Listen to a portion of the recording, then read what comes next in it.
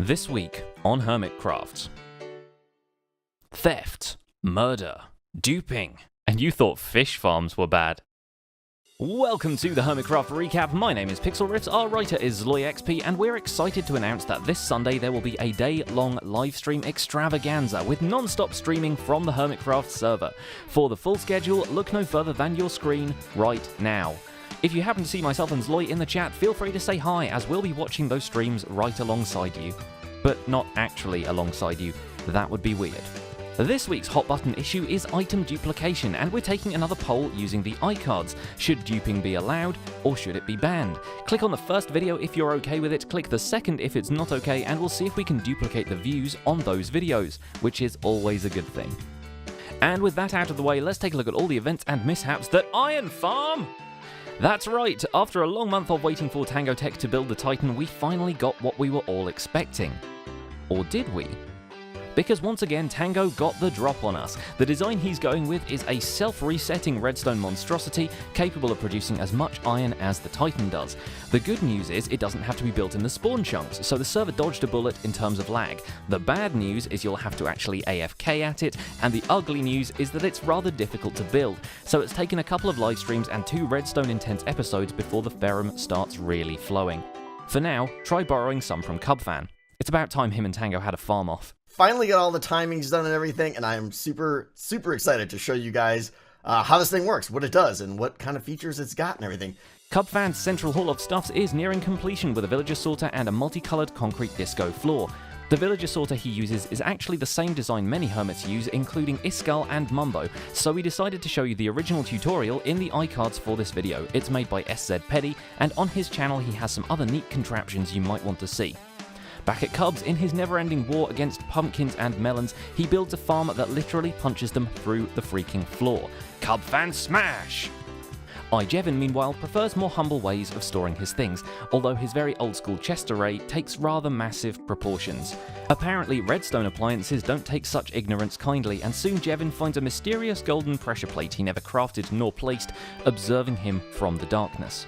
There is a golden pressure plate right here. Now, what in the hell is that golden pressure plate doing right there? I have no idea where that came from. Also, he now has a beacon. Not the Minecraft one, but a building, which is also in Minecraft, so it is a Minecraft beacon. Never mind. Let's talk Iskall instead, because he runs into some mysterious happenings too, as one of his villagers has somehow been renamed Eagle Drone. This poor cleric is up for a rude awakening when he finds out that he is actually not an eagle, nor is he a drone. This would be a strange occurrence, but Iskall's base is apparently all about strange occurrences this season. We got so caught on balls. Anyway, he and like a city's worth of other testificates are Rendog's problem now, as Iskall directs his I don't want those villagers pipe to secretly output them in the middle of Ren's base. Rendog, in turn, has a prank waiting for Iskall. Having recently conquered an ender dragon and a sugarcane farm, but that's slightly less impressive, he rigs up the elytra Iskall gave him as a bribe to build an Iskallian monument to burn up in flames right in front of Iskall's face. We've yet to figure out how this is actually a prank, as Ren's just burning essentially free stuff. But hey, destroying Minecraft's rarest items is fun, so we're all for it.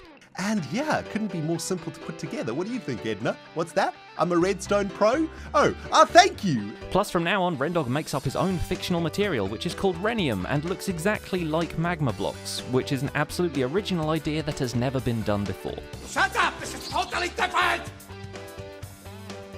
Back on the topic of massive builds, Mumbo Jumbo has finally pulled the plug and drained the water from the Ocean Monument perimeter, and is slowly but steadily farming Guardians. Azumavoid is nearing the completion of his passive mushroom cow farm, which required him to turn every grass and mycelium block on the spawn island and his mushroom island into dirt. Did I do the name tag wrong? No, he's going for him. And he's not. And he's just standing there. What is going... Thank you, Johnny, thank you. And Good Times with Scar is making amazing progress on the Tree of Life in the underground community area, although it might have caused him to turn into an owl. Luckily, Owl Scar don't give a hoot. Zedaf has slightly less luck when shaping out his underground crystal cave. To sculpt out the glassy walls, he decides to use leaf blocks as scaffolding. not realising that fire spread has been disabled on the server and getting rid of the greenery won't be as easy. Seraph Mouse time! Could have just smooth transitioned it out like he did with the enchanting setup. A smooth transition could have come in handy over at Red Sky Bay this week, where Joe Hills had a bit of a tough time working out some pig proportions as he transferred Cub's prank to its new home. The giant porker soon has a barge all to itself in a neat little cove which, after a few suggestions from the comments, he decides to call Back Bacon. Did someone say beacon? In a weird accent? No? Well, there goes that segue, because Biffa, XB Crafted, and Etho have each taken on the Wither this week to get themselves their first beacons. Biffa will be thankful for Tango's new iron farm though, as he runs into supply problems and can't construct the full tier 4 What's-It, whereas Etho just steals a bunch of iron from Doc, and XB AFKs at Cubfan's farm. Only 10 blocks, not... There's no obsidian in the corners. On every single portal. Everybody cheaped out. This cannot fly, guys. Once he's done with the ironing, XB concentrates on other household tasks, like stealing 3 guardians from an untouched ocean monument and building them a giant fish tank under the stairs. Every home should have one. To make sure the guardians feel at home, he builds the tank out of prismarine bought directly from Impulse SV, although we suspect that being so far away from civilization has left XB a little confused about how currency works. Well, I mean, I made the trip and I found some pretty rare stuff on my way. Oh, really? Okay. Yeah. Well, that was... Behold. No way. Impulse himself is apparently getting into making kinetic sand videos as he clears out the last of his filler materials to reveal a border wall made entirely from blue glass. When they say a home has an ocean view, this isn't usually what they mean.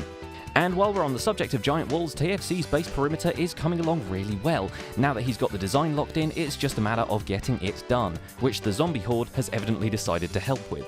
Python GB conjures up a zombie horde of his own this week in the hopes of finding a zombie villager, intending to cure it and start his own breeder. When that doesn't go according to plan, he borrows a couple of brown coats from Tango's breeder, and soon his testificate greenhouse is alive and kicking.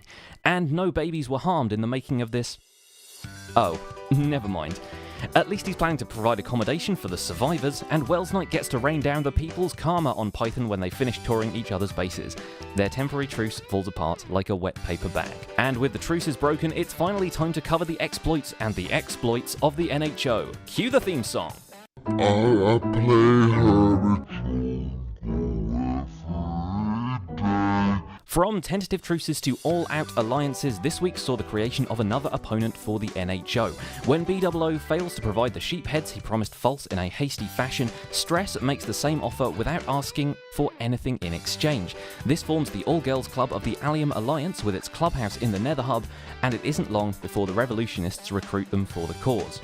False even sends the NHO a pigeon with a Dear John letter, letting them know where she stands. And as the hundreds of False Dubs fanfics fall apart, B-Dubs swears revenge and finds that the sheepheads Stress gave to False were actually stolen from his storage systems. That outrageous act of literal griefing which the server will not stand for is actually revealed as a dirty, dirty lie.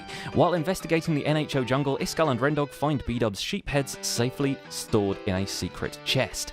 The revolution makes it clear, if it's heads you want, then the heads will fall. B-Dubs returns to the jungle river to find it lined by mob heads on sticks, including his own cameraman.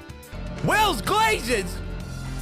They cut off Wells Glazes' head and they put it on a stick? Oh, they are sick!